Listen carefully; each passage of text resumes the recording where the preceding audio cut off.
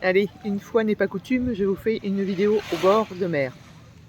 Alors, l'idée c'est de faire de la prévention, on va faire prévention entre guillemets en général, et on va faire prévention aussi par rapport à l'été. Alors, si on part de suite par rapport à l'été, eh bien on va penser hydratation, on va penser boire. Alors c'est souvent plus facile parce qu'il fait chaud, néanmoins, on transpire beaucoup, beaucoup plus qu'on ne le pense. Et c'est normal de transpirer, la transpiration est une manière de faire pipi, entre guillemets, pour notre corps, une manière surtout d'enlever de la chaleur. Donc transpirer, c'est physiologique. Ne commencez pas à vous dire je suis malade parce que je transpire. Ok, ça c'est la première des choses. Ensuite, on a besoin de boire et on a besoin de boire bien plus. Et là aussi, malgré ce qu'on pense, eh bien, boire du chaud, c'est plutôt pas mal puisque ça va donner de la chaleur dans votre corps qui aura moins besoin de s'adapter à la chaleur extérieure. C'est d'ailleurs ce qu'on fait dans tous les pays du Maghreb, on boit chaud.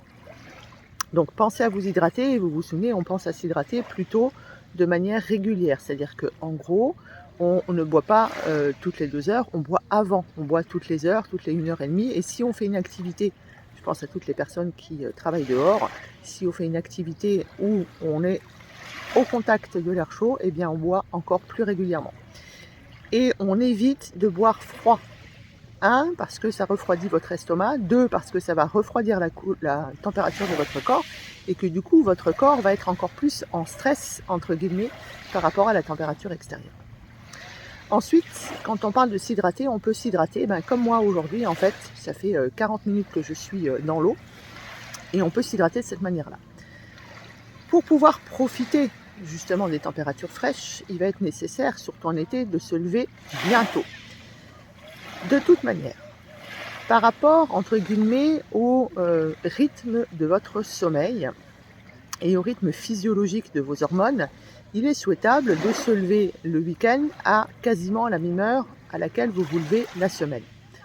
Ce qui vous permet justement d'aller un peu marcher à la fraîche, notamment tous ceux qui ont la chance d'habiter à côté d'un point d'eau, d'aller marcher dans l'eau, parce que ça c'est de l'hydratation, mais c'est aussi le bonheur pour tout ce qui est circulation du sang. Si vous avez tendance à faire des œdèmes, si vous avez tendance à avoir les pieds froids, si vous avez tendance à avoir des petits vaisseaux qui pètent, etc., on va dans l'eau, attention, on va dans l'eau jusqu'à peu près mi-cuisse. On ne met pas le bassin dans l'eau si l'eau est fraîche. Si elle est comme aujourd'hui à quasiment 28, vous pouvez y aller le corps entier, bien sûr. Et puis essayez de bouger. Vous pouvez très bien, c'est ce que je viens de faire pendant 40 minutes, pédaler en fait dans l'eau sans avoir besoin de vélo. Parce que notre corps flotte naturellement, en tout cas dans la mer. Et là où je suis, en fait, il n'y a aucune vague, donc c'est très facile de pédaler. Ensuite, on va s'hydrater aussi avec les fruits et les légumes de saison. Je pense au melon, je pense à la pastèque, etc. Tous ces fruits qui sont remplis d'eau vont aussi nous hydrater. Vous voyez, les saisons sont très bien faites, les fruits et les légumes de saison viennent quand il le faut. On pense aussi à se mettre à l'abri de la chaleur. On ne met pas une clim à 20 degrés, puisque vous mettez un stress sur votre corps lorsque vous êtes à l'intérieur avec ce froid, mais surtout vous mettez un gros stress quand vous sortez. Donc on met une clim à 26, 27, ça suffit largement, et du coup au moins il n'y a pas de stress supplémentaire. Et puis comme on se lève tôt le matin le week-end, tôt le matin en semaine, eh bien on fait une petite sieste le week-end, 15, 20, 30 minutes maxi. On se met un petit peu de musique, comme ça évite qu'on tombe dans un sommeil trop profond. Et puis après, on reprend des activités. Et les activités d'après-midi, c'est plutôt des activités créatrices, entre guillemets. Vous savez que la créativité, pour moi, c'est très important pour le cerveau.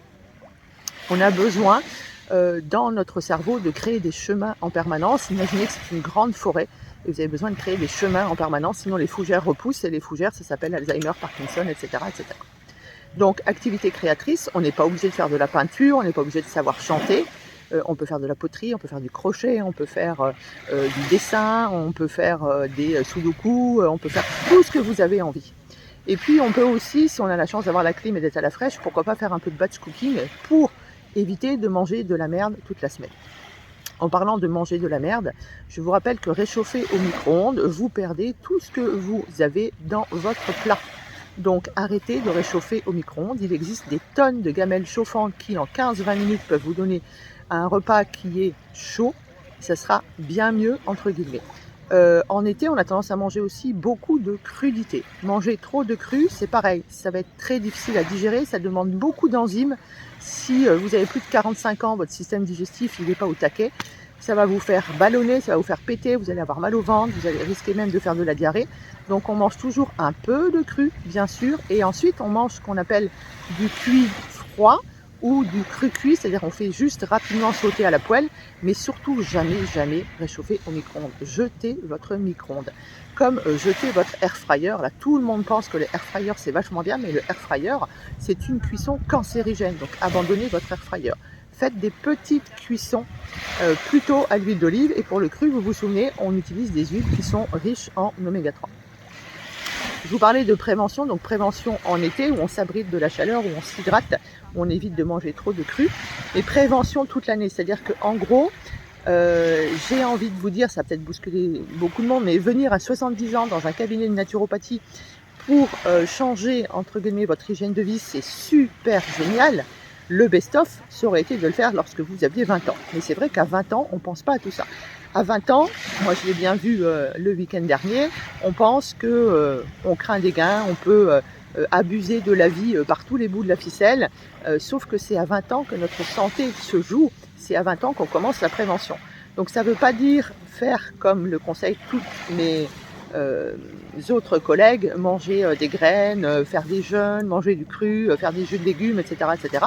Non, c'est de se dire, ok, ben, là je prends du plaisir, je me fais plaisir, et le reste du temps, j'essaye de faire un peu attention. On est obligé de dire faire attention puisque la société nous montre, par le biais des publicités, etc., que lorsque l'on mange du Nutella, lorsque l'on mange de la danette, etc., on est en famille, on est heureux, etc. Mais c'est ni la danette ni le Nutella qui vous rendra heureux, ça va surtout vous rendre diabétique, entre guillemets, d'ici quelques années. Donc, quand je parlais de prévention, je parlais aussi de l'idée de prendre soin de vous le plus tôt possible, d'apprendre la bonne manière de vivre le plus tôt possible.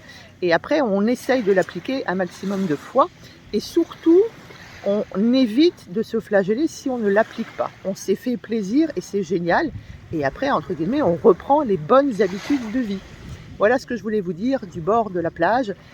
N'hésitez pas à venir vous rafraîchir dans l'eau. 1, ça vous hydrate. 2, ça vous amène de l'iode. Très grosse carence en France. Souvenez-vous des crétins des Alpes. 3, évidemment, ça hydrate de l'intérieur. Ça permet à votre corps de se sentir léger. Je pense à toutes les personnes que je prends en charge qui ont de l'arthrose, des douleurs lombaires, etc., etc. Prenez votre voiture, faire 5, 10, 15, 20 mètres, 20 km pardon, en voiture, mais venez vous mettre au frais tôt le matin. Et puis à 10 h, vous rentrez chez vous, vous prenez une bonne douche et puis vous préparez, pourquoi pas, 2, 3, 4 repas. Vous vous posez, vous écoutez de la musique, vous vous faites plaisir. Pensez surtout à vous faire plaisir. Arrêtez de vous flageller, ça c'est super important. Allez, à bientôt.